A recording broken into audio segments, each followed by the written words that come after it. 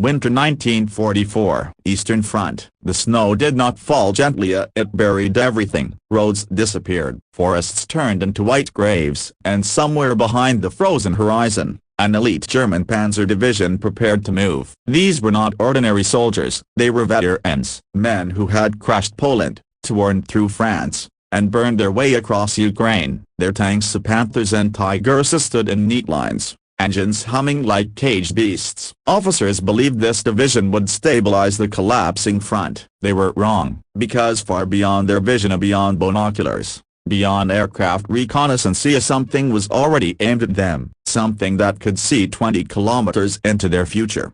The confident giants. The Panzer Division moved at dawn. Steel tracks crushed ice beneath them. Infantry followed the tanks closely, trusting armor more than prayers. Commanders believed they were safe. After all, artillery could not reach this far. Enemy tanks were nowhere near. Aircraft activity was minimal. This was a rear staging area, a place to regroup, refuel, and prepare. German doctrine was clear: if you control distance, you control survival. But distance was about to betray them. The weapon no one expected. Hidden deep inside a forest, camouflaged under nets and snow, stood something massive. It was not a tank, not an aircraft, not even a conventional artillery gun. It was long-range heavy artillery, designed for a single purpose: kill from impossibly far away. The crew had spent days preparing. Coordinates were calculated again and again. Wind speed measured. Temperature recorded. Earth's curvature considered. This was not guesswork, this was mathematics weaponized. One shell alone weighed more than a small car. And when fired, it would not scream immediately. It would travel silently, high, slow, invisible, until impact. The first shot, at exactly 6:41 hours. The command was given: fire. The ground shook, not violently, but deeply, as if the earth itself exhaled. The shell climbed into the sky, vanishing into cloud cover within seconds. 20 kilometers away, German soldiers laughed, shared cigarettes, adjusted scarves. The world exploded. A Panther tank vanished in a column of fire and metal. Shockwaves flipped nearby vehicles like toys. Snow turned black. Men were thrown through the air before they could even hear the sound. Officers screamed for reports. What was that? Air attack? No. Aircraft? Artillery? Impossibly too far. Before answers arrived, the second shell landed. Panic without an enemy. This was not a battle. This was execution. Shells fell with terrifying precision. Fuel trucks ignited. Ammunition stores detonated. Tanks that had survived Stalingrad were ripped open like tin cans. Radio communications collapsed. Maps became useless. How do you fight an enemy you cannot see? How do you return fire against the horizon itself? German commanders ordered dispersal, but it was too late. The artillery crew had already adjusted fire. Each shell walked closer. Each explosion erased another unit.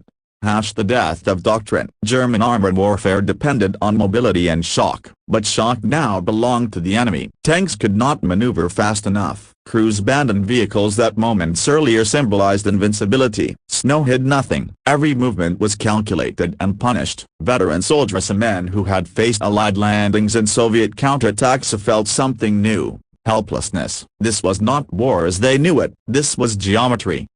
The final volley. The last shells targeted command positions. One direct hit destroyed divisional headquarters. Maps burned. Officers died mid-sentence. Orders stopped. Within less than 1 hour, an elite Panzer Division had ceased to exist as a fighting force without ever seeing the enemy. The guns fell silent. Far away, artillery crews recorded results. Mission accomplished.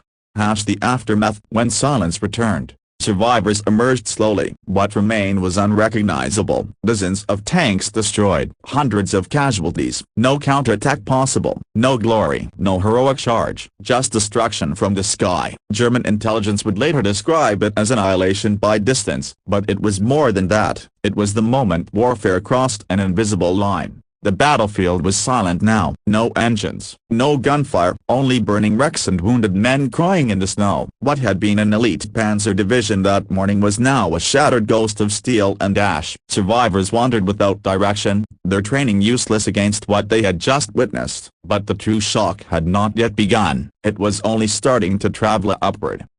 Reports no one believed. The first radio message reached German Army Group headquarters before noon. The officer receiving it frowned. Destroyed a broken bar from long-range artillery. Distance unknown. A broken bar approximately 20 kilometers. He assumed it was exaggeration. Artillery accuracy at such range was theoretical at best. No army, Allied or Soviet, was supposed to be capable of this level of precision under battlefield conditions, so he demanded confirmation. More reports arrived. Same story, same distance, same devastation. By evening, the truth was unavoidable. An entire panzer division and months of training, years of combat experience, irreplaceable armor had been neutralized without a direct engagement. The impossible had happened. High command panic. Maps were spread across tables. Generals argued. Staff officers recalculated. Signals intelligence officers checked enemy inventories again and again. How many guns like this do they have? Where are they positioned? Can they reach our supply hubs, our rail lines? No one had answers. And that uncertainty was more dangerous than the shells themselves. Because for the first time, German high command realized something terrifying. Distance no longer meant safety.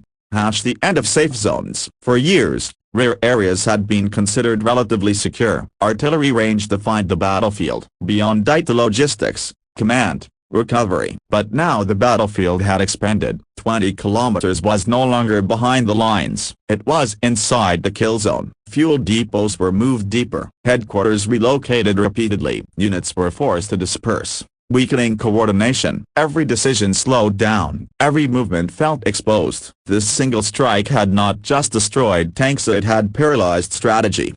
Soldiers' psychological collapse. Among the survivors, rumors spread faster than orders. They can see everything. They have guns that never miss. You die before you hear the sound. Fear became contagious. Tank crews hesitated to start engines. Convoys moved only at night. Officers noticed something unprecedented.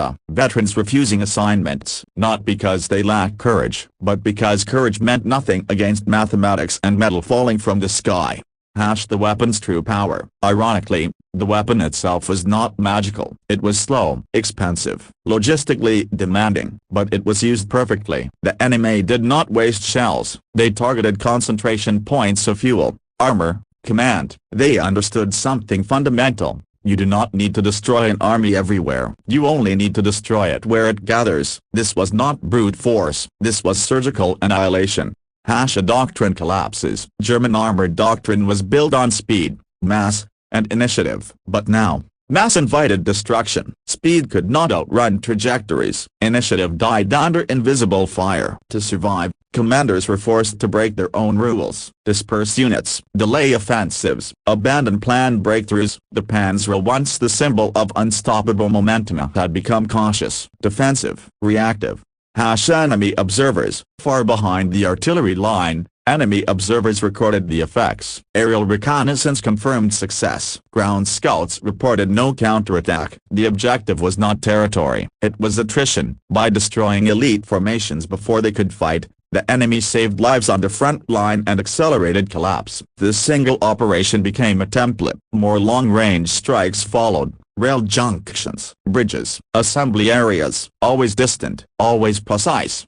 The ripple effect. Other German units began pulling back preemptively, not because they were under fire, but because they feared they soon would be. This created gaps. Those gaps were exploited. Infantry advanced where armor once stood. Air power dominated skies over weakened sectors. All because one division had vanished in less than an hour. A warning ignored too long. Some officers understood immediately. This is the future, one reportedly said. Wars will be decided before armies meet. But by then, it was too late. Germany lacked the resources to respond symmetrically. Counter-battery options were limited. Air superiority was slipping away. The technological race had been lost, and not gradually, but suddenly, with one strike.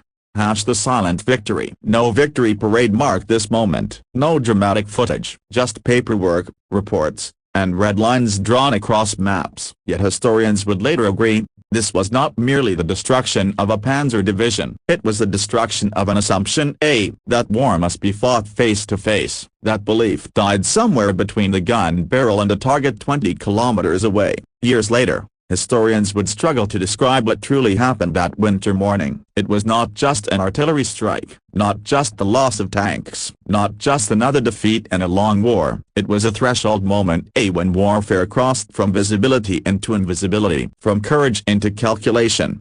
The immediate legacy. Within weeks, German field reports changed language. Phrases like rear area and safe staging zone quietly disappeared. Everything became a potential front line. Command posts were buried deeper. Units spread thinner. Offensives delayed again and again. This did not stop the enemy. It only slowed Germany. And in 1944-45, slowing down was the same as losing. The art of preemption. What made this strike revolutionary was not range alone, it was timing. The Panzer Division had not yet attacked. It had not yet fired a shot. It was destroyed before it mattered. This introduced a new principle. Greater than the most efficient battle is the one that never happens. Future operations would obsess over detection, surveillance, and first strikes. Find the enemy, kill the enemy, never meet the enemy. A blueprint for modern war. After the war, military analysts across the world studied this event. They saw the same pattern repeated later. Long-range missiles replacing massed artillery airstrikes, eliminating divisions before engagement, satellites replacing scouts, coordinates replacing courage. What happened to that Panzer Division became the ancestor of precision bombing, cruise missile doctrine, standoff warfare. The logic was identical. Distance was no longer protection, it was vulnerability. The human cost revisited. Among the survivors, memory lingered longer than wounds. Many spoke of the same sensation. We were already dead. We just didn't know it yet. There was no chance to fight back, no moment of heroism, no enemy to curse, only realization. This psychological effect would later be studied as deeply as the physical destruction, because fear without a face is far more powerful than fear with one. WWII could not be stopped. Could Germany have countered it? The answer is uncomfortable. Not in time. The weapon required: air superiority, accurate intelligence, industrial capacity, mathematical precision. By late war, Germany lacked all four. Technology does not wait for ideology, and the war had become a contest of production and prediction. Germany lost both. The end of the Panzer myth. For years, the Panzer symbolized dominance, steel, speed, shock, but that symbol died quietly, a burning in the snow, unseen by its killer. From that moment onward, armor would always need protection from the sky, from sensors, from unseen threats. The age of the lone invincible machine was over. The world learns the lesson. Nations that watched from afar understood immediately. The future would belong to those who could see farther, strike first, kill precisely, not those who charged bravely. Doctrine books were rewritten, budgets redirected, research accelerated, and the question every army began asking was simple: how far can we kill from? The final meaning. The true power of that 20-kilometer kill shot was not destruction, it was certainty. Certainty that war would never feel the same again. Certainty that the battlefield had no edges. Certainty that survival depended on information, not bravery. That single shot proved something eternal, greater than the side that controls distance controls destiny. Epilogue. Today, wars are fought with drones, missiles, and coordinates typed onto screens. Soldiers still fight bravely, but battles are decided long before they arrive. And somewhere in history, buried beneath snow and silence, lies the moment it all changed. When an elite Panzer Division vanished from 20 kilometers away, without ever seeing its enemy.